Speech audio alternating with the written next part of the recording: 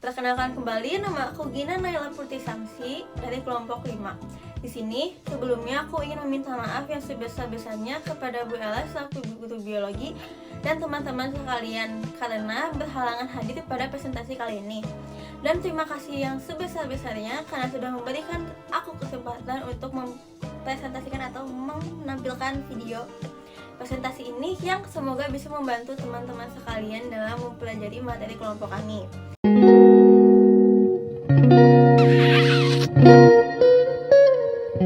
Di sini pertama-tama aku akan menjelaskan organ reproduksi wanita bagian dalam. Mungkin kalian dari SD atau dari SMP udah kebayang kali ya, organ reproduksi wanita itu tuh fungsinya buat apa. Mungkin yang general atau yang umum tuh mungkin yang kalian tahu adalah tempat pertumbuhan janin, tempat reproduksinya sel telur atau tempat pertemuan sel telur dan sperma dan lain-lain. Nah, di sini aku akan menjelaskan struktur dan fungsi-fungsinya tentunya. Di sini pertama ada ovarium. Tadi kan aku udah bilang ya kalau misalnya organ wanita itu memproduksi sel telur. Nah, di sinilah tempatnya sel telur diproduksi, yaitu ovarium yang bentuknya agak bulat dan ada kayak warna kuning gini ya.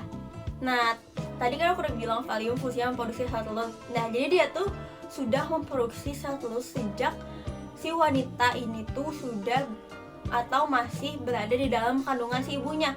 Jadi itu terus memproduksi dan tempatnya perkembangan si sel telurnya juga. Dan si ovarium ini tuh akan melepaskan si sel telurnya ini jika sudah waktunya gitu.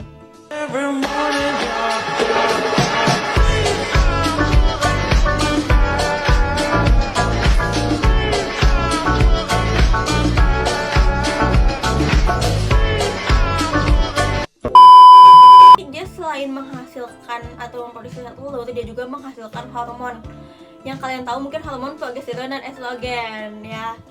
Jadi itulah fungsi si ovarium ini, dia melepas memproduksi tempat perkembangan dan melepas si sel telur atau oosit sekunder. Nah, selanjutnya di sini ada struktur yang bentuknya seperti jari atau kayak serabut-serabut yang menempel pada ovarium. Jadi dia tuh isinya tuh kayak terbentuk atas epitel bersilia. Nah, dia tuh fungsinya apa sih? Jadi kan kayak jari. Jadi dia tuh fungsinya adalah untuk menangkap si oosit sekunder atau si sel telur ini saat dikeluarkan dari si ovarium. Kan oosit sekunder itu keluar dari ovarium lalu ditangkaplah oleh si Fimbriae ini. Why, hello. Kemudian di sebelahnya Fimbriae di sini yang ini kan Fimbriae ya, jadi gitu. Terus atas itu ada yang warnanya bagian agak lebih pucat dikit. Nah, itu tuh namanya infundibulum.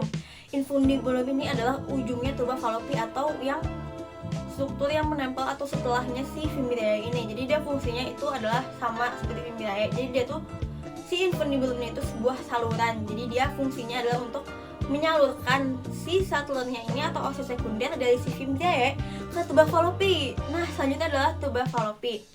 Tuba fallopi ini adalah saluran yang bisa kalian lihat ini yang memanjang sampai ujung sini, yang setelahnya adalah uterus atau rahim.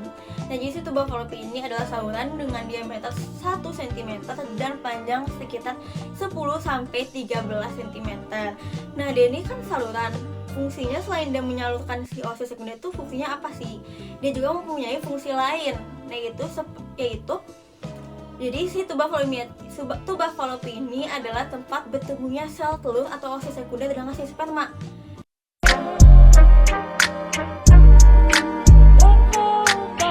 Nah, dengan itu fungsi si tuba fallopi ini adalah untuk sebagai tempat fertilisasi bertemunya sel telur atau oosit sekunder dan sperma.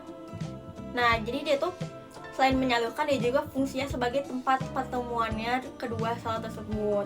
Selanjutnya ada uterus. Nah, saat sel telur bertemu dengan sperma, dia kan akan berkembang menjadi janin. Nah, si janinnya itu akan bertumbuh atau berkembang di si uterus ini atau rahim yang ini ya teman-teman. Nah, si uterus ini tuh memiliki 3 lapisan. Yang pertama ada endometrium, myometrium, dan perimetrium. Jadi dia tuh fungsinya untuk sebagai perkembangan si janinnya itu. Jadi dia akan melebar mengikuti pertumbuhan si janinnya. Nah, selanjutnya di sini ada cervix yang bagian sini yang kayak semacam saluran atau kayak lehernya. Jadi dia tuh lehernya si rahimnya itu leher uterus ya guys. Itu kayak garis gitu. Jadi dia tuh memiliki dua lapisan, yaitu endocervix dan ectocervix. Dia tuh fungsinya buat apa sih?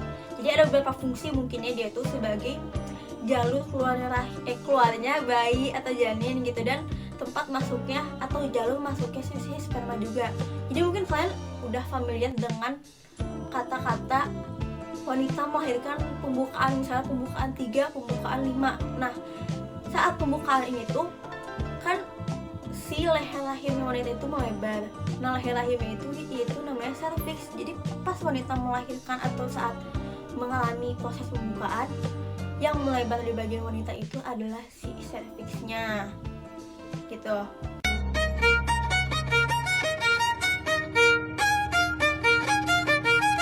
Nah, yang terakhir di sini ada vagina.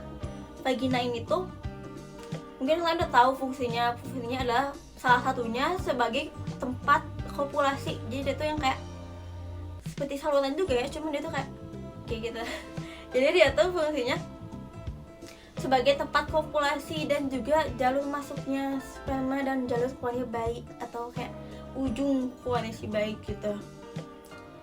Mungkin sekian mengenai organ reproduksi bagian dalam wanita.